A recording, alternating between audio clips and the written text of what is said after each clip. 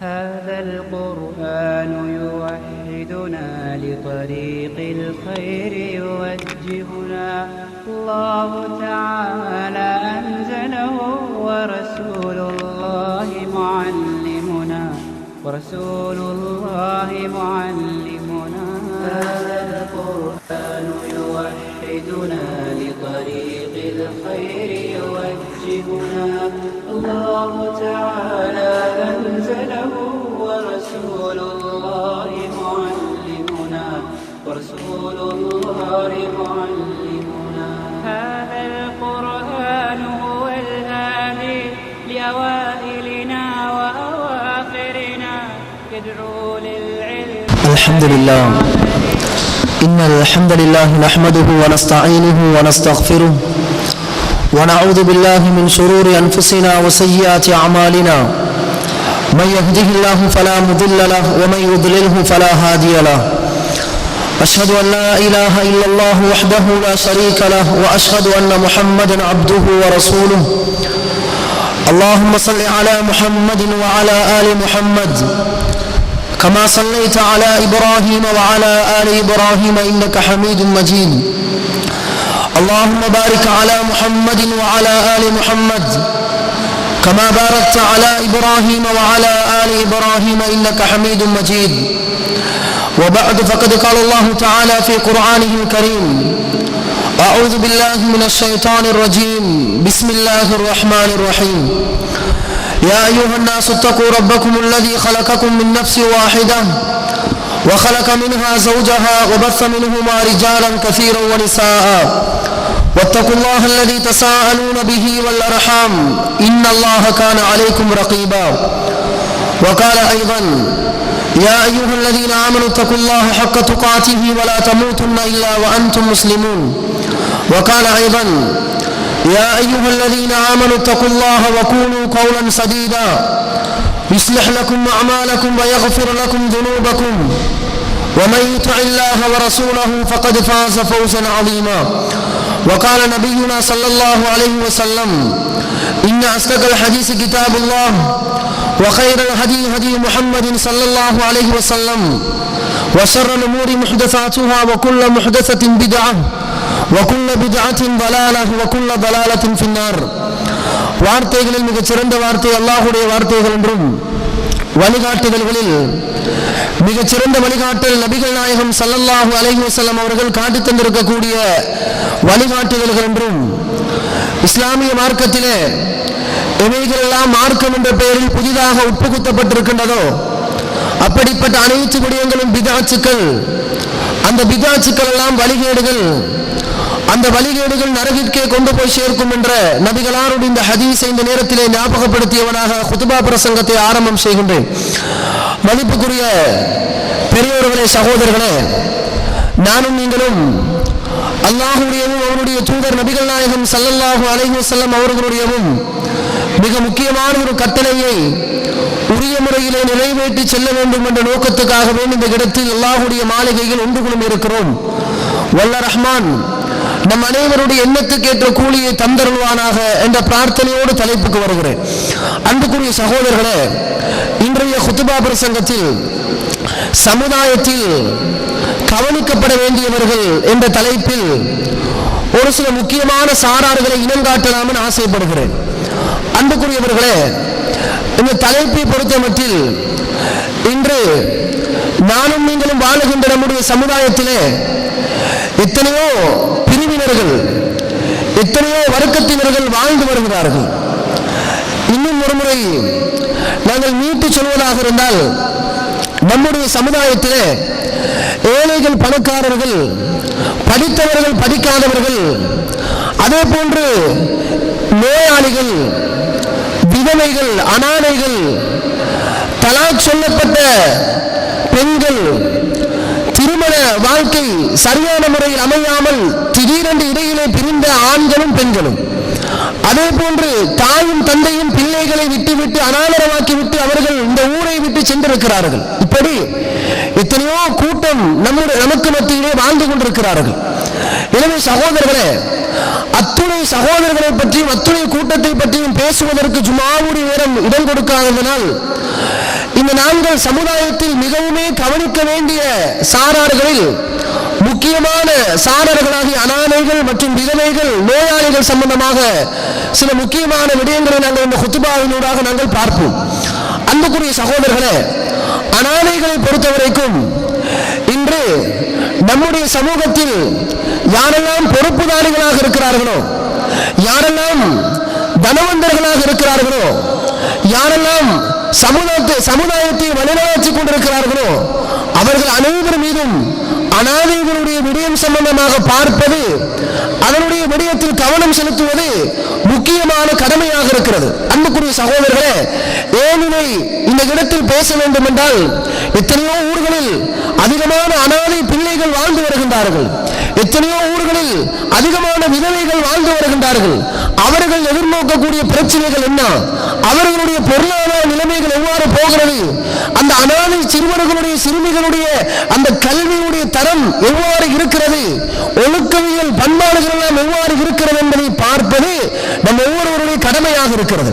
ஆனால் நாங்கள் எங்களுடைய சமூகத்தில் என்ன செய்வோம் தெரியுமா, யாரையாவது பற்றி எடுத்து சொன்னால் அவர்கள் சம்பந்தமாக நாங்கள் பார்க்கிறோம், எங்களோடு நெருக்கமாக யாராவது பழகி கொண்டிருந்தால் அவர்கள் சம்பந்தமாக நாங்கள் பார்க்கிறோமே தவிர, தேடி போய் நாங்கள் வாழுகின்ற இந்த ஊரிலே, நாங்கள் வாழுகின்ற இந்த கிராமத்திலே, எங்களை அண்டி உள்ள இந்த அயல் சூழாக இருக்கக்கூடிய கிராமங்களிலே, ஊர்களிலே எந்தெந்த இடங்களில் அனாதைகள் வாழ்கிறார்கள், எத்தனை பெண்கள் கணவனை இழந்த நிலையில் விதவைகளாக வாழ்ந்து கொண்டிருக்கிறார்கள். அவர்கள் காலையில் சாப்பிட்டார்களா, பகலிலே சாப்பிட்டார்களா, அவர்கள் பெருநாளைக்கு ஆடை வாங்கினார்களா, அவர்கள் எந்த வீட்டிலே இருக்கிறார்கள், சொந்த வீடு இருக்கிறதா அல்லது கூலி வீட்டிலே வாழ்ந்து வந்தால் கூலியை மாதா மாதம் எப்படி கட்டுகிறார்கள், இது சம்பந்தமாக நாங்கள் பார்த்திருக்கிறோமா? அன்புக்குரிய சகோதரர்களே, நாங்கள் பார்க்க வேண்டும். மஸ்ஜித் வாரியாக அனைத்து கணிப்பீடுகளும் எடுக்கப்பட வேண்டும். எங்களுடைய இந்த மஸ்ஜிதுக்கு கட்டுப்பட்டிருக்கக்கூடிய ஜமாத்தார்களில் எத்தனை குடும்பத்தில் எத்தனை அனாதைகள் இருக்கிறார்கள், எத்தனை விதவை பெண்கள் இருக்கிறார்கள், எத்தனை நோயாளிகள் இருக்கிறார்கள், அனைத்து தரவுகளும் ஒவ்வொரு மஸ்ஜித் ரீதியாகவும் கணிப்பீடு செய்ய வேண்டிய ஒரு கட்டாய தேவையில் இருக்கிறோம் சகோதரர்களே. ஏன் தெரியுமா?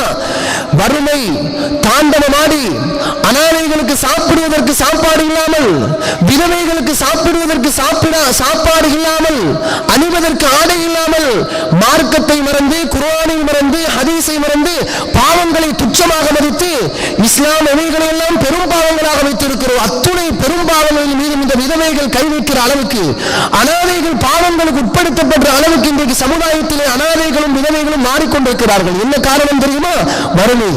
எனக்கு பசியாக இருக்கிறது, சாப்பாடு வேண்டும், சாப்பிடுவதற்கு நான் எதை வேண்டுமானாலும் தியாகம் செய்வேன் எந்த அளவுக்கு என்றால் சகோதரர்களே, சில ஊர்களில் சில பெண்கள் பாவம், வறுமையினுடைய கொடுமை, எந்த பாவத்தை இஸ்லாம் இந்த பாவத்தின் பக்கம் நெருங்காத, வலா தக்ரபு ஸினா, விபச்சாரத்தின் பக்கம் நெருங்க கூடாது என்று இஸ்லாம் வலியுறுத்தி இருக்கிறதோ, கண்டித்திருக்கிறதோ, அவ்வளவு பெரிய மோசமான பாவங்களுக்கு கூட சில நேரத்தில் அடிமைப்படுகிறார்கள். என்ன காரணம் தெரியுமா? சாப்பிடுவதற்கு சாப்பாடு தேவை, பிள்ளைகளுக்கு சாப்பாடு கொடுப்பதற்கு சல்லி தேவை. அதனால அன்னையில் இலங்கையில் பிரபலமான ஒரு நிறுவனம் ஒரு பெண்ணை மீட்டெடுக்கிறார்கள். அந்த பெண்ணுடைய கவலையான செய்தி என்ன தெரியுமா? அந்த பெண்ணுக்கு 2-3 குழந்தைகள், ஆனால் விதவையாக வாழ்ந்து கொண்டிருக்கிறார். குழந்தைகள் அனாதைகளாக வாழ்ந்து கொண்டிருக்கிறார்கள். சாப்பிட கொடுப்பதற்கு யாரும் இல்லை, குடிக்க கொடுப்பதற்கு யாரும் இல்லை, உடுக்க கொடுப்பதற்கு யாரும் இல்லை, சொன்னாலும் யாரும் உதவிகள் கூட செய்கிறார்கள் என்ற ஒரே காரணத்துக்காக வேண்டி கண்ணீரும் கம்பளமுமாக சொன்ன செய்தி என்ன தெரியுமா சகோதரர்களே? ஒரு மோசமான மனித உருவத்திலே இருக்கக்கூடிய ஒரு மிருகம் என்றுதான் சொல்ல வேண்டும். அவன் வந்து விலை வீசிருக்கிறான். எப்படி தெரியுமா? உங்களுக்கு ஒரு மாதத்துக்கு 10 கிலோ அல்லது 15 கிலோ அரிசி மாத்திரம் நான் தருகிறேன், ஆனால் என்னுடைய அனைத்து ஆசைக்கும் நீ கட்டுப்பட வேண்டும். சுப்ஹானல்லாஹ். அன்புக்குரிய சகோதரர்கள் சொல்கிறார், இஸ்லாம் இந்த பாவத்தை தடுத்திருக்கிறது என்று எனக்கு தெரியும், என்றாலும் நான் பட்டினியிலே சாக முடியாது, நான் செத்து போனாலும் பரவாயில்லை, என்னுடைய பொறுப்பிலே வளர்கின்ற அனாதை பிள்ளைகள் பசியில் இருக்கக்கூடாது, அவர்கள் கண்ணீர் சிந்தவிடக் கூடாது என்பதனால் அந்த பெரிய பாவத்துக்கு நானும் சம்மதித்து எத்தனையோ மாதங்களை கடத்தி இருக்கிறோம் என்று சொல்லி கவலையோடு சொன்னார். சகோதரர்களே, அந்த நிறுவனம் மீட்டெடுத்தது அந்த பெண்ணை. அன்புக்குரிய சகோதரர், இப்படி இது ஒரு உதாரணம், இது நிறைய உதாரணங்களை சொல்லலாம். அதே மாதிரி ஒரு அரபு கல்லூரியிலே படிக்கக்கூடிய ஒரு மாணவன் திடீரென்று நோயுற்று காயமுற்று ஹாஸ்பிட்டலிலே கொண்டு போய் அனுமதிக்கப்பட்டு விட்டு மதரசாவிலே கொண்டு போய் வைக்கப்படுகிறார். மதரசாவிலிருந்து போன் பண்ணி உங்களுடைய பிள்ளைக்கு சுகவீனமாக இருக்கிறது, காயமுற்றிருக்கிறார், அந்த பிள்ளையை வீட்டுக்கு கூட்டிக் கொண்டு போங்க, வீட்டிலே கொண்டு போய் வைத்து ஒரு கிழமை அல்லது ஒரு 10 நாள் நல்ல முறையில் பார்த்து சுகமானதற்கு பின்னாடி மீண்டும் மதரசாவிலே கொண்டு வந்து சேர்த்து விடுங்கள் என்று அந்த மதரசாவிலே இருந்து அந்த தாய்க்கு கோல் பண்ணி சொல்றாங்க. அப்ப அந்த தாய் சொன்ன ரிப்ளை என்ன தெரியுமா? அந்த தாய் சொன்ன பதில் என்ன தெரியுமா? அந்த உஸ்தாதை பார்த்து சொல்கிறார், என்னுடைய மகன் காயப்பட்டு நோயிலே பாதிக்கப்பட்டிருக்கிறார் இல்லையா, டைமுக்கு ஒரு நாளைக்கு 3 டைம்ஸ் மருந்து குடிக்கணும் இல்லையா, எனவே அந்த மருந்துல எல்லாம் போடப்பட்டிருக்கிறது என்ன, சாப்பாட்டுக்கு பிறகு மருந்து கொடுக்கணும். இந்த நோயாக இருக்கக்கூடிய இந்த பிள்ளையை நான் என்னுடைய வீட்டிலே கொண்டு வந்து வைத்தால் 3 நேரம் நான் எப்படி என்னுடைய பிள்ளைக்கு சாப்பாடு கொடுப்பது? சாப்பாடு கொடுக்காமல் மருந்து கொடுத்தால் இன்னும் நோய் கூடிவிடும் அல்லவா? எனவே என்னுடைய பிள்ளையோடு நான் இறுக்கமாக இருக்கிறேன். உங்களுக்கும் என்னுடைய நிலைமை விளங்கினால் அந்த காயமுற்றிருக்கக்கூடிய நோயுற்றிருக்கக்கூடிய அந்த அனாத பிள்ளையை தாய் சொல்கின்ற வார்த்தை, மதரசாவிலே வைத்து நீங்க சாப்பாட்டை கொடுத்து மருந்தை கொடுத்து நல்ல முறையில் அவரை சுகமாக்கி எடுங்கள் என்று கண்ணீரில் கம்பளமாக அந்த தாய் சொல்கிறார். அன்புக்குரிய சகோதரர்களே, சொந்த பிள்ளையை நோய்வாய்ப்பட்டிருக்கிறார், காயப்பட்டிருக்கிறார், வீட்டிலே கொண்டு வந்து வைத்து சாப்பாடு கொடுத்து மருந்து கொடுப்பதற்கு இயலாத விதவைகள் இன்றைக்கு வாழ்ந்து கொண்டிருக்கிறார்கள். இவர்களை பற்றி சிந்தித்திருக்கிறோமா? நாங்கள் சம்பாதிக்கிற சம்பாத்தியத்தில் எத்தனை பெர்சன்டேஜாவது நாம் ஒதுக்கியிருக்கிறோமா? ஆக குறைஞ்சது 1% ஒதுக்கிறோமா? மாதம் அனாதைகளுக்கும் விதவைகளுக்கும் நோயாளிகளுக்கும் என்று இந்த பழக்கத்தை ஏற்படுத்திக் கொள்ள வேண்டும். அன்புக்குரிய சகோதரர்களே, ஒரு மாதத்துக்கு நாங்கள் ஒரு 30,000 சம்பாதிக்கிறோமா? ஒரு 1000 ரூபாய் ஒதுக்குங்கள் அனாதைகளுக்கும் ஏழைகளுக்கும் விதவைகளுக்கும் நோயாளிகளுக்கும் என்று. இந்த நல்ல பழக்கத்தை நாங்கள் அனைவரும் செய்வோமாக இருந்தால் நம்முடைய தர்பியாவின் வளரக்கூடிய சிறார்களும் இதே பழக்கத்தை நோக்கி நகருவார்கள். அன்புக்குரிய சகோதரர்களே, எனவே இந்த தலைப்பினுடைய முக்கியத்துவத்தை உணர்த்துவதற்காக தான் இவ்வளவு விடயங்களை சொன்னேன். அடுத்து நான் அன்புக்குரிய சகோதரர்களே, அனாதைகள் என்று வருகின்ற பொழுது அனாதைகள் என்றால் யார்? முதலாவது இந்த கேள்விக்கு நம்ம விடை காணணும். ஏன்னா இன்னைக்கு பார்க்கிறோம், திருமணம் முடிச்சு 35-40 வயதாகி அவர் சொல்றாரு தெரியுமா, நான் ஒரு அனாதை, நாங்க அனாதை அப்படின்வாங்க. அன்புக்குரிய சகோதரர்களே, இஸ்லாமிய ஷரியத்துடைய பார்வையில் அனாதைகள் யார் தெரியுமா? மன் ஃபகதல் அப கபிலல் புலூக், ஒரு சிறுவன் அல்லது சிறுமி பருவ வயதை அடைவதற்கு முன்னாடி தந்தையை இழந்த பிள்ளைகளுக்கு பேர் தான் அனாதை. உதாரணத்துக்கு 3 வயது பிள்ளை இருக்கிறான், 5 வயது ஒரு பிள்ளை, அவங்களோட மாப்ப மௌச்சு, அப்ப அந்த பிள்ளைக்கு பேர் அனாதை. அப்படி மௌத்தான ஒரு 10 வருஷம் தாண்டுது, இந்த பிள்ளைக்கு ஒரு 15 வருஷம் 16 வயசு 17 வயசு பருவ வயதை தாண்டி கொண்டு போனால் எப்ப அந்த பிள்ளைகள் பருவ வயதை அடைந்து விடுகின்றார்களோ அனாதைகள் என்ற பட்டியலில் இருந்து வெளியேறி விடுவார்கள். அப்ப அவர்களுக்கு அனாதைகள் சொல்லப்பட மாட்டாது. இப்பொழுது ஒன்றாக புரிஞ்சிருக்கும், பருவ வயதை அடைவதற்கு முன்னாடி தந்தையை இழந்த பிள்ளைகளுக்கு பெயர் அனாதைகள். அந்த பெயர் எதுவரைக்கும் நீடிக்கும் என்றால் பருவ வயதை அடையும் வரைக்கும் அனாதை என்ற பெயர் சொல்லலாமே தவிர அதற்கு பிறகு அனாதை என்ற பட்டியலில் அந்த பிள்ளைகள் அடங்க மாட்டார்கள் என்பதை புகாரியில் பதிவு செய்யப்பட்டிருக்கக்கூடிய மற்றும் முஸ்லிமில் பதிவு செய்யப்பட்டிருக்கக்கூடிய ஒரு சம்பவத்தினூடாக நாங்கள் விளங்கெடுக்கிறோம். அது என்ன சம்பவம் என்றால், நஜ்த் இப்னு ஆமிர் அல் ஹரூரி என்று சொல்லக்கூடிய அந்த தலைவர் ஒரு ஏரியாவுக்கு பொறுப்பாக இருக்கக்கூடிய ஒருத்தர் என்ன செய்யறாரு, இப்னு அப்பாஸ் ரலியல்லாஹு அன்ஹு இடத்துக்கு வாலியாக இருக்கிறார். அவருக்கு ஒரு லெட்டர் ஒன்று அனுப்புறாரு. என்ன லெட்டர்? அனாதைகள் என்றால் யார், அனாதைகளை பற்றியும் அடிமையை பற்றியும் கேள்வி கேட்டு ஒரு லெட்டர் அனுப்புறாரு. அப்ப இப்னு அப்பாஸ் ரலியல்லாஹு அன்ஹு அந்த லெட்டர் கிடைக்குது. அவர் ரிப்ளை பண்றாரு தெரியுமா, அனாதை என்றால் பருவ வயதை அடைவதற்கு முன்னாடி தந்தையை இழந்த பிள்ளைகள் அனாதைகள். அனாதை என்ற பெயர் அந்த பிள்ளை பருவ வயதை எய்தும் வரைக்கும் வழங்கப்படும், அதற்கு பின்னால் அனாதை என்ற லிஸ்ட்ல அடங்க மாட்டார் என்ற அடிப்படையை வழங்கப்படுத்தி அந்த லெட்டரை அப்படியே ரிப்ளை பண்றார் நஜ்த் இப்னு ஆமிர் அல் ஹரூரி என்று சொல்லக்கூடிய அந்த மொழி இருக்கு. இந்த செய்தி சஹீஹ் முஸ்லிம்ல 1812வது ஹதீஸாக பதிவு செய்யப்பட்டிருக்கிறது. அன்புக்குரிய சகோதரர்களே, அப்ப இதிலிருந்து நமக்கு தெரியும் யார் அனாதைகள் என்ற முடிவு நமக்கு தெரியும். அடுத்த அன்புக்குரிய இஸ்லாமிய சகோதரர்களே, இப்ப இந்த அனாதைகளை அரவணைத்தால், அனாதைகளை நாங்க பராமரித்தால் இஸ்லாம் என்ன கூலியை வைத்திருக்குது?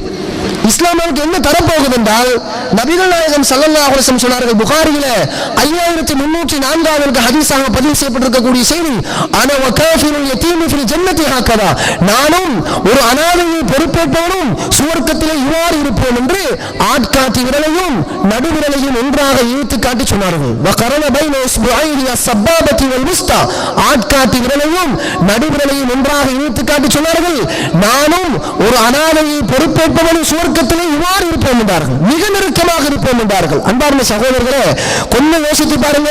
சுவர்க்கம் கிடைப்பது என்பதே மிகப்பெரிய பாக்கியம். அப்படியாப்பட்ட அந்த சுவர்க்கத்தில் அல்லாஹ்வுடைய தூதரோடு மிக நெருக்கமாக இருக்கக்கூடிய சந்தர்ப்பம் கிடைப்பது என்பது இன்னும் மிகப்பெரிய பாக்கியம். நம்ம ட்ரை பண்ணக்கூடாதா? எத்தனை தனவந்தர்கள் இந்த ஊர் இருக்கிறீங்க, எத்தனை பணக்காரர்கள் இந்த ஊர் இருக்கிறீங்க, நீங்க எத்தனை அனாதைகளை பொறுப்பெடுத்து இருக்கிறீங்க. யோசிச்சு பாருங்க. இந்த ஊர்ல எத்தனை தனவந்தர்கள் இருக்கிறீங்க. உதாரணத்துக்கு 50 தனவந்தர்கள் இருக்கிறீங்க. 50 பேரும் ஆளுக்கு ஒரு அனாதையை பொறுப்படுத்தால் 50 அனாதைகள் கண்ணீர் இல்லாமல், பசியோடு இல்லாமல், பட்டினி இல்லாமல், படிப்பறிவு இல்லாமல் நல்ல முறையில் சிறந்தவர்களாக வாழ்ந்து கொண்டிருப்பார்கள். ஆனா நாங்கள் அதை யோசிக்கல. அன்புக்குரிய இஸ்லாமிய சகோதரர்களே, ரசூலுல்லாஹி ஸல்லல்லாஹு அலைஹி வஸல்லம் அவர்கள் சொன்ன இந்த ஹதீஸ் நம் அனைவருடைய உள்ளத்திலும் ஆழமாக பதிய வேண்டும்.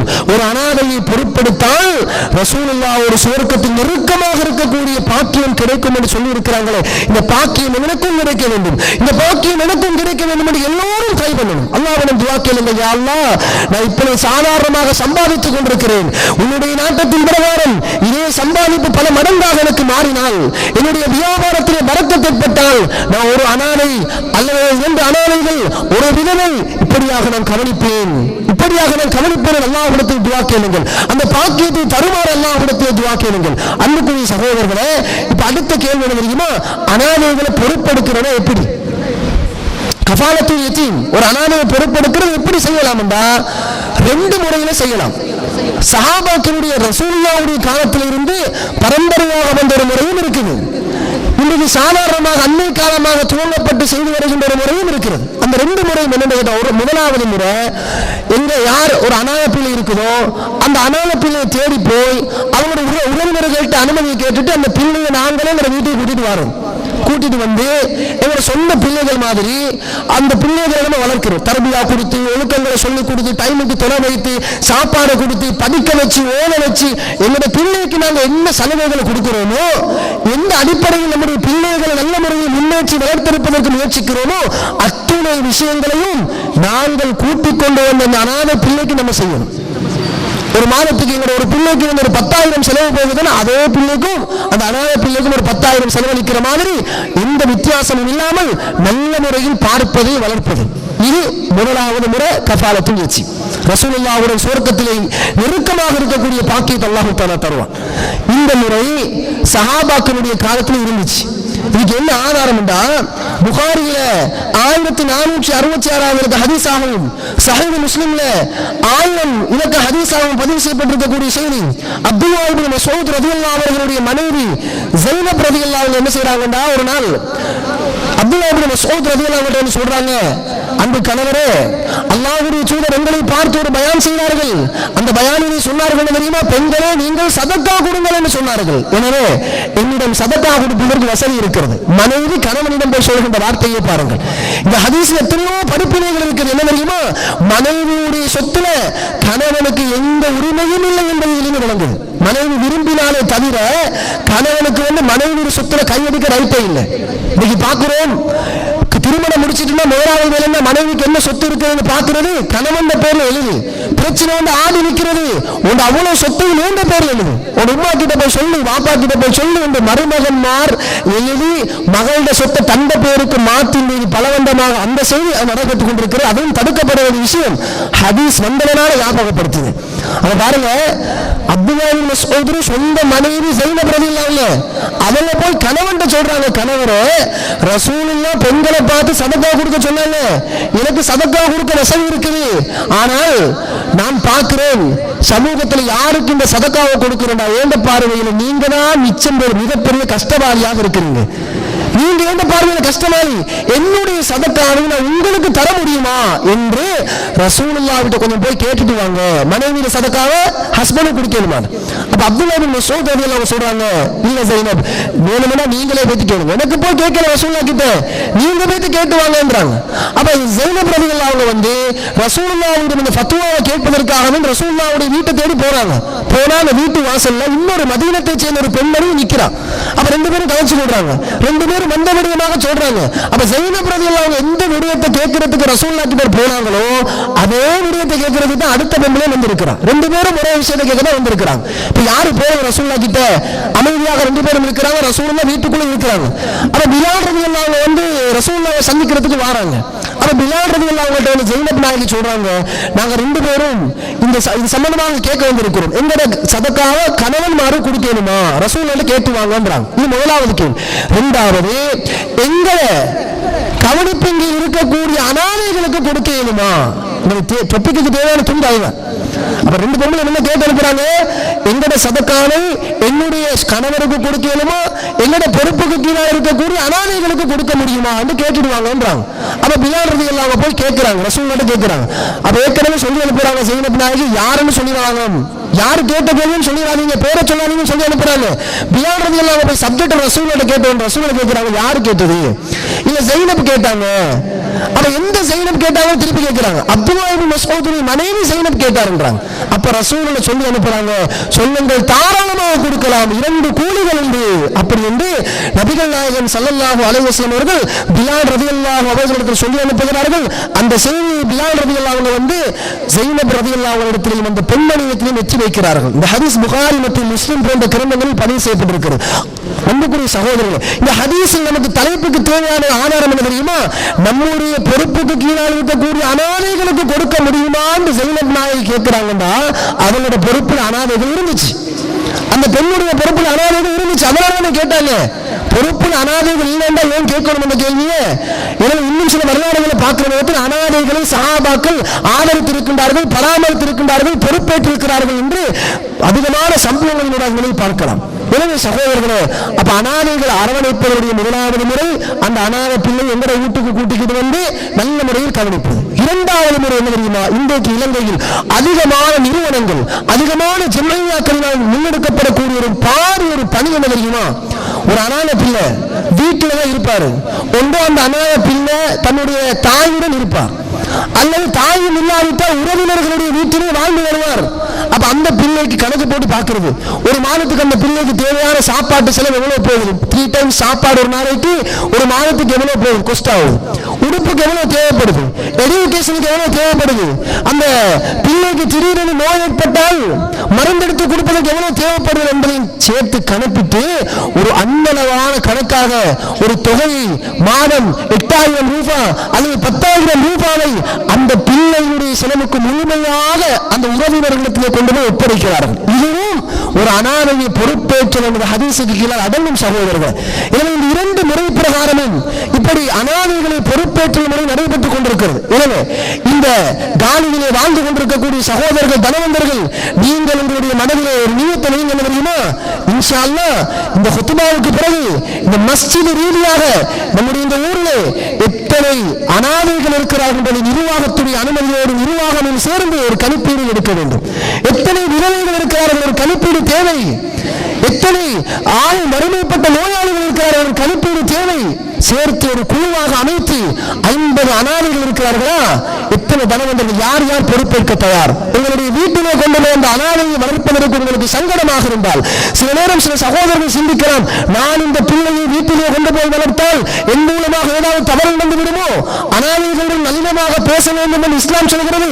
நான் கோபப்படக்கூடியவன், சில நேரம் அந்த பிள்ளையை அடித்து போட்டு விடுவேன், அந்த பிள்ளைக்கு ஏசி விடுவேன், அந்த பிள்ளையை மோசமாக நடத்தி விடுவேன் என்ற பயமும் அச்சமும் உங்களிடத்தில் இருந்தால், அல்லது அந்த பிள்ளையை உங்களுடைய வீட்டிலே கொண்டு வந்து வைத்து வளர்ப்பதற்குரிய வசதிகள் போதாத ஒரு வீடாக இருந்தால் நீங்க 2வது செகண்ட் முறைக்கு ட்ரை பண்ணுங்க. 2வது முறை என்ன? ஒரு அனாதை பிள்ளைக்கு ஒரு மாதத்துக்கு எவ்வளவு செலவு போகுது, கிளாஸ் ஃபீஸ் எவ்வளவு கட்டுறாங்க, எவ்வளவு சாப்பாட்டுக்கு தேவைப்படுது, உடுப்புக்கு எவ்வளவு தேவைப்படுது, மருந்துக்கு எவ்வளவு தேவைப்படுது, கணக்கு பார்த்து ரைட் நான் மாதம் 2 அனாதை பிள்ளைகளை நான் பொறுப்பேற்கிறேன். ஒவ்வொரு மாதமும் ஏண்ட கணக்கில் 20,000, ஒரு பிள்ளைக்கு 10,000, 2 பிள்ளைக்கு 20,000 கொடுத்து கொண்டே இருங்க. அல்லது இன்னும் உங்களிடத்தில் பண இடம் இருக்கிறதா? 5 அனாதைகளை பொறுப்படுங்கள், 10 அனாதைகளை பொறுப்படுங்கள். உங்களுக்கு தெரிந்த சகோதரர்கள் உறவினர்கள் வெளிநாட்டிலே வாழ்கிறார்களா, அவர்களிடத்தில் உதவியை கேட்டு அவர்களுக்கும் இந்த ஹதீஸ் எத்தி வச்சு அனாதை பிள்ளைகளை பாருங்க, கவனிங்க. ரசூலுல்லாஹுடைய மறுமை நாளில் ஒன்றாக இருக்கக்கூடிய பாக்கியத்தை நிச்சயமாக அல்லாஹ் தஆலா தருவான். ஏன்? ரசூலுல்லாஹ் சொல்லிட்டாங்க, வாக்கு மாற மாட்டார்கள். எனவே அன்புக்குரிய இஸ்லாமிய சகோதரர்களே, இந்த அனாதைகளுடைய விடயத்தில் நானும் நீங்களும் கூடுதலாக கரிசனை செலுத்தக்கூடிய மக்களாக நாங்கள் மாற வேண்டும். அடுத்ததாக அன்புக்குரிய இஸ்லாமிய சகோதரர்களே, அனாதைகளோடு எப்படி நடக்கணும், அவங்களோடு எப்படி பேசணும், அது தனியான ஒரு பாடம். அனாதைகளுடைய சொத்துக்கள் விடயத்தில் நாங்கள் எவ்வளவு கவனமாக இருக்க வேண்டும் என்பது தனியான ஒரு பாடம். எனவே சகோதரர்களே, இந்த அவ்வளவு விடயத்திலேயும் நாங்கள் கவனமாக இருக்க வேண்டும். அடுத்ததாக ரசூலுல்லாஹி ஸல்லல்லாஹு அலைஹி வஸல்லம் சொன்னார்கள், 7 பெரும் பாவங்களில் ஒரு முக்கியமான ஒரு பாவம் என்ன தெரியுமா? வஅக்குல் மாலில் யதீம், அனாதைகளுடைய சொத்துக்களை சாப்பிடுவது மிகப்பெரிய பாவம் என்று சொன்னார்கள். அன்பான சகோதரர்களே, யாராவது ஒரு பணக்காரர் ஒரு 10,000 ரூபாயை ஒருவரிடத்திலே ஒப்படைத்து இதை கொண்டு போய் இந்த அனாதைகளிடத்திலே கொடுங்கள் என்று சொன்னால் அதில் ஒரு 100 ரூபாயை நீங்க தெரியாமல் எடுத்தாலும் அதுவும் அக்குல் மாலில் யதீம், அனாதைகளுடைய சொத்தை சாப்பிட்ட மாதிரி பெரிய பாவம். கவனமாக இருந்து கொள்ளுங்கள். அடுத்ததாக சகோதரர்களே, உங்களுடைய குடும்பத்திலே யாராவது ஒரு அனாதை பிள்ளை இருக்கிறாங்க வைங்க, அப்ப அந்த பிள்ளை நீங்க தான் ஏதோ கவனிக்கிறீங்க, ஆனா அந்த பிள்ளையோட வாப்பா விட்டுட்டு போன சொத்தெல்லாம் இருக்குது, நீங்க மிஸ்யூஸ் பண்ணினீங்கடா, அது மிகப்பெரிய பாவம். அது மிகப்பெரிய பாவம். ஒரே ஒரு சாராருக்கு தான் அனாதையுடைய சொத்தை யூஸ் பண்ணுவதற்கு, அதுவும் ஒரு கட்டளையோடு ஒரு வரையறையோடு அனுமதி இருக்கு. யாருக்கு தெரியுமா? அனாதைகளை பராமரிக்கிறவங்க இருக்கிறாங்க பாருங்க. உதாரணமாக நான் ஒரு அனாதையோட ஃபேமிலியில் இருக்கக்கூடிய ஒரு அனாதை அல்லது யாரோ ஒரு அனாதையை நான் பராமரிக்கிறேன்டா, எனக்கு போதிய வசதி இல்லை, நான் அனாதையை பொறுப்பெடுக்கல, ஆனா அனாதையை பராமரிச்சு கொண்டிருக்கிறேன். உதாரணத்துக்கு என்னிடம் வசதி இல்லை, எனவே அந்த பிள்ளைக்கு நான் சில நேரம் கூடுதலாக நேரம் ஒதுக்க வேண்டி வரும். பூரணமான நேரம் தொழில் செய்ய முடியாத ஒரு நிலைமை எனக்கு ஏற்படும். அப்போ இஸ்லாம் ஒரு அனுமதியை தருவது என்ன தெரியுமா? அனாதையை பராமரிக்கக்கூடிய நீ வசதி இல்லாதவனாக இருந்தால் உனக்கு தேவைக்கு மாத்திரம் அந்த சொத்தில் இருந்து உனக்கு பயன்படுத்திக் கொள்ளலாம். பணக்காரர்களாக இருந்தால் அதை பயன்படுத்தக்கூடாது, அதிலிருந்து தப்பிடுங்க அப்படின்னு இஸ்லாம் வலியுறுத்து. எங்கள் அன்புக்குரிய இஸ்லாமிய சகோதரர்களே, அனாதைகளுடைய சொத்துக்கள் அதை எப்படி யூஸ் பண்றது என்பது தனியான தலைப்பு. அந்த விடயத்தில் நாங்கள் மிக கவனமாக இருக்க வேண்டும். அடுத்ததாக அன்புக்குரிய இஸ்லாமிய சகோதரர்களே, சமுதாயத்தில் கவனிக்கப்பட வேண்டிய அந்த கூட்டத்தில் 2வது கூட்டத்தினர்கள் விதவைகள். விதவைகள் என்றால் யார் தெரியுமா? விதவைகள் என்றால் திருமணத்துக்கு பின்னாடி கணவனை இழந்த பெண்கள், இவங்களுக்கு தான் விதவைகள் என்று சொல்லப்படும். ஏன் சொல்றேன்டா, இன்னைக்கு சமூகத்தில் பார்க்கிறோம், கணவன் மனைவி 2 பேரும் ஒன்றாக வாழ்ந்துட்டு திடீரென்று கணவன் அப்படியே வெளிநாட்டுக்கு போய் 5 வருஷம் 10 வருஷம் 20 வருஷம் கனெக்ஷனே இல்லை, இவங்களும் அப்படி இருந்துருவாங்க. இந்த பொம்பளை பார்த்துட்டு சொல்றது வீரனே அப்படின்வாங்க. அல்லது டிவோர்ஸ் பண்ணப்பட்டு தலாக் சொல்லப்பட்டு திருமண வாழ்க்கை பிரிஞ்சிருக்கு, கணவன் உயிரோடவே இருக்கிறார், ஆனா அவங்களோட திருமண வாழ்க்கை முடிஞ்சு தலாக் அல்லது ஏதோ ஒரு அடிப்படையில் பிரிந்தால் அந்த பெண்ணை பார்த்து சமூகத்தில் சொல்வார்கள் தெரியுமா? பாவம், அந்த பொம்பளை விதவையாக இருக்கிறா அப்படின்வாங்க. அன்புக்குரிய சகோதரர்களே, இஸ்லாத்துடைய பார்வையில் டிவோர்ஸ் பண்ணப்பட்ட பெண்கள் விதவைகள் அல்ல. கணவன் டிவோர்ஸ் பண்ண ஒரு பேச்சு மூச்சு அப்படியே போயிட்டாரா, அப்படியாப்பட்ட அனாதரவற்ற பெண்கள் விதவைகள் அல்ல. விதவைகள் என்றால் யார் தெரியும்? அதே மாதிரி திருமணம் முடிக்காம 40 வருஷம் தாண்டி 50 வருஷம் தாண்டி திருமணம் முடிக்கவே இல்லை, அவ தனியாக இருக்கிற பாவம், விதவை பெண்கள் உதவி செய்யணுவாங்க, அவவும் விதவை அல்ல. விதவையில யார் தெரியுமா? திருமணத்துக்கு பின்னர் திருமணம் முடிச்சு தன்னுடைய கணவர் மரணித்த பெண்கள் மாத்திரம்தான் விதவைகள். கணவன் மரணித்த பெண்கள் மாத்திரம்தான் விதவைகள் என்பதை நாங்கள் தெளிவாக உணர்வோம். இன்றைக்கு எத்தனையோ விதவைகள் ஒவ்வொரு ஊரிலையும் கஷ்டப்பட்டுக் கொண்டிருக்கிறார்கள். சுய தொழில் செய்வதற்கு ஆசை இருக்கிறது, சுய தொழில் செய்வதற்கு வசதிகள் இல்லாத நிலையிலே விதவைகள் பாவம் கஷ்டப்பட்டுக் கொண்டிருக்கிறார்கள். இந்த பெண்கள் சம்பந்தமாக நாங்கள் என்ன நடவடிக்கை எடுத்திருக்கிறோம்? எங்களுடைய பக்கத்து வீட்டில் ஒரு விதவை பொம்பளை இருக்கிறான், அதற்கு நாங்கள் என்ன உதவி செஞ்சிருக்கிறோம்? வருஷத்துக்கு ஒரு முறை நோம்புக்கு 10 கிலோ அரிசி, ஒரு 2 கிலோ சீனி கொடுத்தா போதுமா? அல்லது பெருநாளைக்கு வந்து ஒரு உடுப்பு வாங்கி கொடுத்தா போதுமா? இது அல்ல சகோதரர்களே, இதுவும் உதவிதான். ஆனால் அந்த விதவைகளை பூரணமாக கவனிக்கிறது என்பது எப்படி தெரியுமா? பூரணமாக கவனிக்கிறது எப்படி தெரியுமா? மாதாந்த செலவினங்களை நம்ம கவனிக்கணும், மருந்து செலவுகளை கவனிக்கணும். அந்த விதவை பெண்களுடைய வாழ்க்கை எப்படி போகுது, அவங்க வீட்டுடைய நிலைமை எப்படி, சொந்த வீட்டில் இருக்கிறாங்களா, கூலி வீட்டில் இருக்கிறாங்களா, எப்படி கூலியை கட்டுறாங்க, என்ன நடக்குது, இது சம்பந்தமாக பார்க்க வேண்டும். விதவைகள் விடயத்தில் உதவி செஞ்சால் என்ன சிறப்பு இருக்கு தெரியுமா சகோதரர்களே? புகாரியில் வரக்கூடிய 5353 ஹதீஸாக பதிவு செய்யப்பட்டிருக்கக்கூடிய பின்வரக்கூடிய செய்தியை பாருங்கள். ரசூலுல்லாஹ் சொல்றாங்க, அஸ்ஸாஇ அலல் அர்மலத்தி வல் மிஸ்கின் கல் முஜாஹிதி ஃபீ சபீலில்லாஹ். யார் விதவைகளுடைய விடயத்திலேயும் மிஸ்கீன்களுடைய விடயத்திலேயும் முயற்சி செய்து உதவி செய்கிறார்களோ, கல் முஜாஹிதி ஃபீ சபீலில்லாஹ், அல்லாஹ்வுடைய பாதைகளை யுத்தம் செய்தவரை போன்றாவார் என்று ரசூலுல்லாஹ் சொல்றாங்க. அல்லது பகல் பூராகவும் நோன்பு நோற்று இரவு பூராகவும் நின்று வணங்கியவரை போன்றாவார் என்று ரசூலுல்லாஹ் சொல்றாங்களே, எவ்வளவு பெரிய பாக்கியம் என்பதை பாருங்க. அன்னையில தான் நம்ம ரமலான் நோன்பு நோற்றோம், பகல் பூராக நோன்பு பிடிச்சோம், இரவு பூராக நின்று வணங்கினோமா? இல்ல. கூடினா 1.5 மணித்தியாலம் தான் கியாமுல் தொழுது. எங்கடா முடிவுன்னு பார்த்து கொடுங்க, உடனே ஓடியாச்சு. இதெல்லாம் நிலைமை. ஆனா ரசூலுல்லாஹ் சொல்றாங்க, விதவைகளுக்கு உதவி செய்தால், விதவைகளுடைய விடயத்திலே கவனம் செலுத்தினால், பகல் பூராகவும் நோன்பு நோக்கி இரவு பூராகவும் நின்று வணங்கினால் எந்த நன்மைகள் கிடைக்குமோ அந்த நன்மைகளை பெற்ற ஒரு மனிதராக மாறுகிறார் என்று ரசூலுல்லாஹ் சொல்றாங்களே, எவ்வளவு பெரிய பாக்கியம். யோசித்து பாருங்க. என்னால உங்களால இரவு பூராகவும் நின்று வணங்கி பகல் பூராகவும் நோன்பு நோக்கக்கூடிய சக்தி இருக்குதா? யோசித்து பாருங்க. அப்ப அந்த நன்மையை அடைவதற்குரிய மிகப்பெரிய ஒரு வழி என்ன தெரியுமா? விதவைகளுக்கு உதவி செய்யறது. அடுத்ததாக ரசூலுல்லாஹ் ஆரம்பத்தில் என்ன சொன்னாங்க? அல்லாஹ்வுடைய பாதையில் யுத்தம் செய்தவரை போன்றாவார் சொன்னார்கள். யுத்த களத்திலே குதித்த சஹாபாக்களுடைய வரலாறுகளை எடுத்து பாருங்கள். ஹம்தா ரலியல்லாஹு அன்ஹு அவர்கள் திருமணம் முடித்து முதல் நாள் தன்னுடைய மனைவியுடன் குடும்ப உறவினை ஒன்று சேர்கிறார்கள். கடமையான குளிப்பதற்கு இடையிலே யுத்தத்துக்கு அழைப்பு வருகிறது. யுத்த களத்துக்கு ஓடோடி போகிறார்கள், யுத்தம் செய்கிறார்கள், ஷஹீதாக்கப்படுகிறார்கள். அவ்வளவு தியாகம் சென்ற ஹம்தா ரலியல்லாஹு அன்ஹு யுத்த களத்தில் ஷஹீதாக்கப்பட்டாங்க. அப்ப ரசூல் எங்களுக்கு தர சான்ஸ் பாருங்க. எங்களுக்கு தர சான்ஸ், ஒவ்வொரு சமூகத்தில் இருக்கிற கணவன்மார் மரணித்த அந்த விதவை பெண்களுக்கு நீங்கள் உதவி செய்தால் கல் முஜாஹிதி ஃபீ சபீலில்லாஹ், அல்லாஹ்வுடைய பாதையில் போர் செய்த அந்தஸ்து உங்களுக்கு கிடைக்கும்.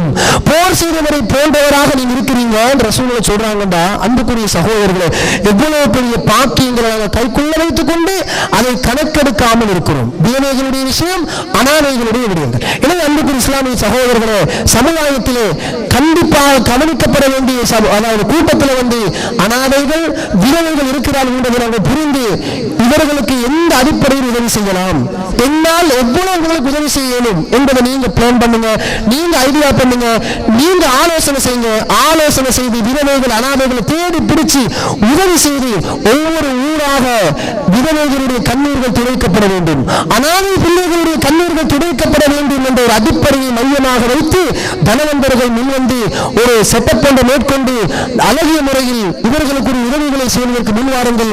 வல்ல ரஹ்மான் நம் அனைவருக்கும் இப்படியானவர்களுக்கு உதவி செய்யக்கூடிய பாக்கியத்தை தந்தருள்வானாக. வஆகிரு தஅவானா அனில் ஹம்துலில்லாஹி ரப்பில் ஆலமீன்.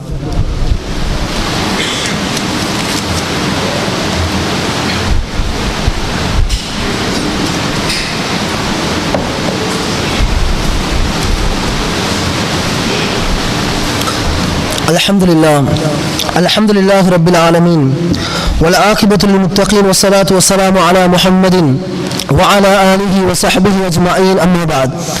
அன்புக்குரிய இஸ்லாமிய சகோதரர்களே, சமுதாயத்திலே கவனிக்கப்பட வேண்டியவர்கள் என்ற தலைப்பில் 2 சாரார்களை பற்றி நாங்கள் பார்த்தோம். அனாதைகள் மற்றும் விதவைகள் சம்பந்தமாக நாங்கள் பார்த்தோம். அன்புக்குரிய சகோதரர்களே, அன்று இதே தலைப்பை ஒரு ஊரிலே பயான் நிகழ்த்தி முடிந்ததற்கு பிற்பாடு ஒரு சகோதரர் வருகிறார். வந்து சொல்கிறார், நான் ஒரு ஏரியாவில் வாழ்ந்து கொண்டிருக்கிறேன், அந்த ஏரியாவில் யார் விதவைகள் என்று கூட எனக்கு தெரியாது, யார் அனாதைகள் என்று கூட தெரியாது. காரணம், நான் இலங்கையில் நிற்பது ரொம்ப குறைவாகத்தான் இருக்கு. எனவே 1 லட்சத்தை வைத்துக் கொள்ளுங்கள், யார் பேரையுடைய விதவைகளாக இருக்கிறார்கள் அவர்களுக்கு பகிர்ந்து கொடுத்து விடுங்கள், ரகசியமாக பேரை சொல்லாதீங்க, தந்துவிட்டு அப்படியே போய்விட்டார். பாருங்கள் சகோதரர்களே, அப்ப அவருக்கு ஹதீஸ் அப்ப சொல்றார், விதவைகளுக்கு உதவி செய்தால் அல்லாஹ்வுடைய பாதையிலே யுத்தம் செய்வதற்கு சமம் என்ற ஹதீஸ் எனக்கு இன்றைக்கு தான் தெரியும். அப்படின்னு சொல்லிவிட்டு 1 லட்சத்தை கையிலே வந்து விட்டு போகிறார். இதை யாராவது விதவைகளுக்கு பார்த்து கொடுத்து விடுங்கள், பேரை சொல்லிவிடாதீர்கள். அன்புக்குரிய சகோதரர்களே, எனவே தெரிந்தவர்கள் இந்த ஹதீஸை ஏற்கனவே கேள்விப்பட்டிருந்தால் அதை கொஞ்சம் நீங்க ரிஃப்ரெஷ் பண்ணிக்கோங்க. தெரியாதவர்கள் யோசிங்க, அல்லாஹ்வுடைய பாதையில் யுத்தம் செய்வதற்கு சமம் என்று ரசூலுல்லாஹ் சொல்லி இருக்கிறாங்க. இரவு பூராக நின்று வணங்கி பகல் பூராக நோன்பு நோக்க நன்மை கிடைக்கும் என்று ரசூலுல்லாஹ் சொல்லி இருக்கிறாங்க. அப்ப நான் என்ன செய்யணும்? எனக்கு இவ்வளவு சொத்துக்கள் இருக்குது, இந்த சொத்துக்களை சேர்த்து சேர்த்து சேர்த்து என்ன செய்ய? திடீரென்று மூச்சு நின்றா, திடீரென்று மௌத்து வந்தா அவ்வளவு சொத்துக்களும் வராசத்தாக போய்விட போகிறது. அப்ப நீங்க உயிரோடு இருக்கிற நேரத்தில் உங்களுக்கு அளவாக வைத்துக் கொண்டு பிள்ளைகளுக்கும் பூரண பூரணமாக நிரப்பமாக வைத்துக் கொண்டு பேலன்ஸை கொடுங்க, வாரி வாரி கொடுங்க. அல்லாஹ்வுக்காக அனாதைகளை கொடுங்க, விதவைகளை கொடுங்க. அதே மாதிரி சகோதரர்களே, சமுதாயத்தில் கண்டிப்பாக கவனிக்கப்பட வேண்டியவர்கள் அடுத்த கூட்டம் யார் தெரியுமா? நோயாளிகள். நோயாளிகளை பார்க்கிறோம். இன்றைக்கு மையத்துக்கு ஜனாசா அறிவித்தல் கேள்விப்படுது. எல்லோரும் ஜனாசா வீட்டுக்கு போறோம். அப்ப நோயாளிக்கு பக்கத்தில் இருந்தவர் அந்த டிஸ்கிரைப் பண்ணுவார், நோயை பத்தி சொல்லுவார். இப்படிதான் இவருக்கு நோய் இருந்துச்சு, ஒரு கிழமைக்கு வந்து 2000 ரூபாய் தேவைப்பட்டுச்சு மருந்து வாங்குறதுக்கு, அல்லது ஒரு கிழமைக்கு வந்து 5000 தேவைப்பட்டுச்சு மருந்து வாங்குறதுக்கு. எவ்வளவு காலத்துக்கு தலையடிக்க? ஒரு 2-3 மாதத்தை ஓட்டினோம். அதுக்கு பிறகு நாங்கள் ஒரு நாள் விட்டு தான் மருந்து கொடுத்தோம். திடீரென்று டாக்டர் கூட சொல்லிட்டா கண்டினியூவா மருந்து கொடுக்கலன்னா ஆளை காப்பாற்றுகிறாங்க. அல்லாஹ்வுடைய நாட்டம் என்றாலும் சபபை சொல்கிறேன். இப்ப எல்லாம் கவலைப்படுவாங்கன்னு தெரியுமா? கொஞ்சம் எனக்கு ஒரு கோல் தந்திருக்கலாம், எங்க மகன்கிட்ட கொஞ்சம் சொல்லி இருக்கலாம், எங்க வீட்டுல வைஃப்ட கொஞ்சம் சொல்லி இருக்கலாம், அப்ப கவலைப்படுவாங்க. மௌத்துக்கு பிறகுதான் கவலைப்படுவாங்க. அல்லது குடும்பத்தில் ஒருத்தர் கஷ்டப்பட்டு வருத்தப்பட்டு நோயிலே தட்டுமாறி கொண்டிருப்பார்கள். பார்க்கறதுக்கு யாருமே இல்லை. மௌத்தானோடு அவசரமாக குடும்பத்தில் ஓடிப்போய் ஏண்ட கணக்கில் கஃபன், ஏண்ட கணக்கில் கபடி தோன்றவருக்கு காசு கொடுக்கிறது, ஏண்ட கணக்கில் இன்னைக்கு உங்களுக்கு சாப்பாடு அப்படின்னு எல்லாரும் பிரிச்சு கொள்றாங்க. அது நோயில பார்க்கறதுக்கு யாருமே இல்லை. அன்புக்குரிய சகோதரர், இப்படி எத்தனையோ விஷயங்கள் இருக்குது. சமுதாயத்தில் யார் தீராத நோயிலே இருக்கிறார்கள்? தேடுங்க, தேடி பாருங்க. மெடிசின் செலவு எவ்வளவு போகுது? ஒரு டைமுக்கு டாக்டருக்கு இன்றைக்கு செலவு பண்றதுக்கு சாதாரணமாக 1200 ரூபாய் 2000 ரூபாய் தாண்டுது செலவுக்கு மட்டும். மருந்துக்கு பாமசி மருந்து வேற. அப்ப சகோதரர்களே, அப்ப ஏழைகளுக்கு ஒரு நோய் வந்தா, அனாதைகளுக்கு ஒரு நோய் வந்தா, விதவைகளுக்கு ஒரு நோய் வந்தால் அவன் எங்க போறது யோசிச்சு பாருங்க. அவன் எங்க போவாங்கிறத யோசிச்சு பாருங்க. எனவே சகோதரர்களே, இவங்களுடைய விஷயத்தில் கவனம் செலுத்த வேண்டும். அவர்களுக்கு உதவி செய்யக்கூடிய நல்ல உள்ளம் படைத்த தனவந்தர்களாக நாங்கள் மாற வேண்டும். அடுத்ததாக சமுதாயத்தில் கவனிக்கப்படக்கூடிய அந்த சாரார்கள் மிக முக்கியமான இன்னொரு சாரார் யார் தெரியுமா? இந்த ஹாஸ்பிட்டல், இந்த காலி ஏரியாவில் ஹாஸ்பிட்டல் இருக்கிறதுனால உங்களுக்கு சொல்றேன், நல்லா பொருந்தும். அதாவது ஹாஸ்பிட்டல்கள் இருக்கக்கூடிய பேஷண்ட்டை பார்த்து கொண்டதுக்கு பக்கத்திலே நோயாளிக்கு உதவியாளர்களாக நிற்கிறார்கள். ஒருத்தருக்கு ஒருத்தர் உதவியாக நிற்பாங்க. அப்ப எவ்வளவு இலங்கையின் நாலா பாகங்களில் இருந்தும் இந்த கராப்பிட்டி ஹாஸ்பிட்டலை நோக்கி மக்கள் சாரியாக வந்து கொண்டிருக்கிறார்கள் ட்ரீட்மெண்ட்டுக்காக. அப்ப அவங்க தள்ளி நிற்பாங்க, ஹாஸ்பிட்டல்ல நோயாளிக்கு பக்கத்தில் நிற்கிறாங்க. இவங்களோட விஷயத்துல என்ன கவனம் செலுத்திருக்கிறோம்? வந்து நிற்கிறதுக்கு இடம் இல்லாமல் நிற்கதியாக பள்ளியாக தடுமாறி பாலையோரமாக தடுமாறி எங்களுக்கு உதவி செய்கிறவர்கள் யார் என்று கேள்விக்கான குறியாக இருக்கிற அளவுக்கு இன்றைக்கு நோயாளிகளுக்கு பக்கத்தில் இருக்கக்கூடியவர்கள் நிற்கதியானவர்கள். இந்த ரமலானிலே இன்னும் எங்களை ரமலான் விட்டு பிரிஞ்சு ஒரு மாதம் கூட கழியவில்லை.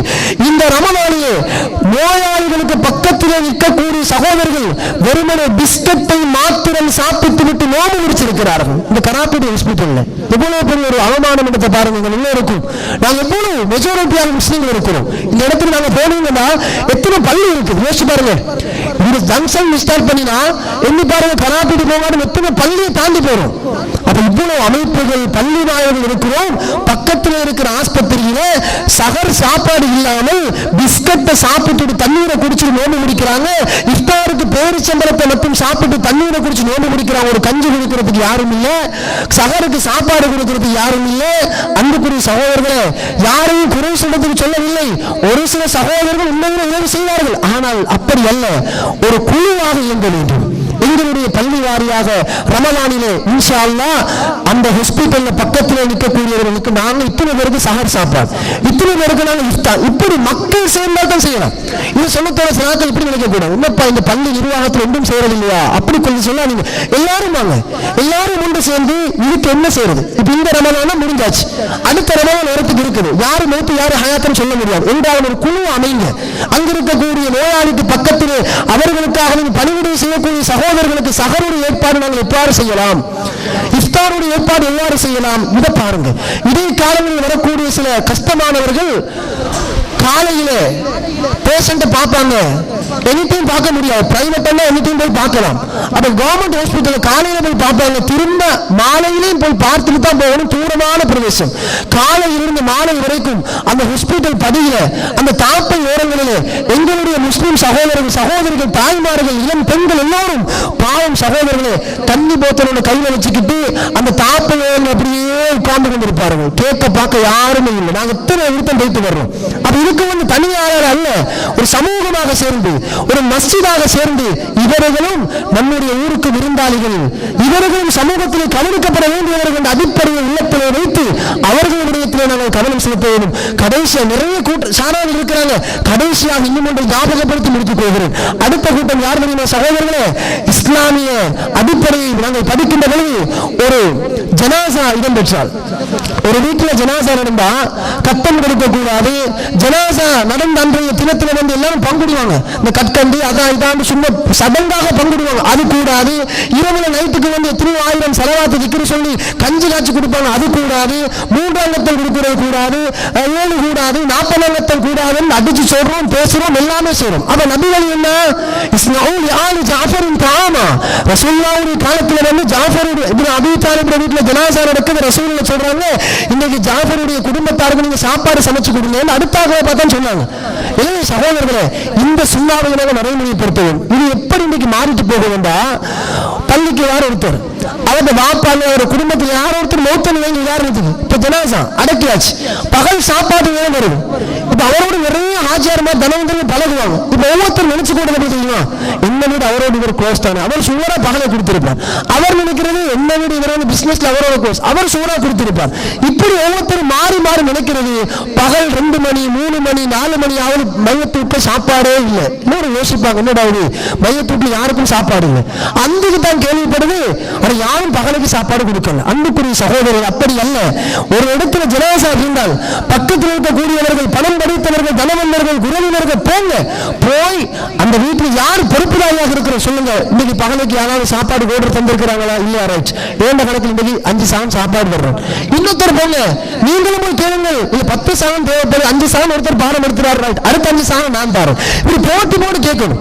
இப்படி கேட்டாதான் சகோதரர்கள் சமூகத்தில் இருக்கக்கூடிய பிரச்சனைகளை தீர்க்கலாம்.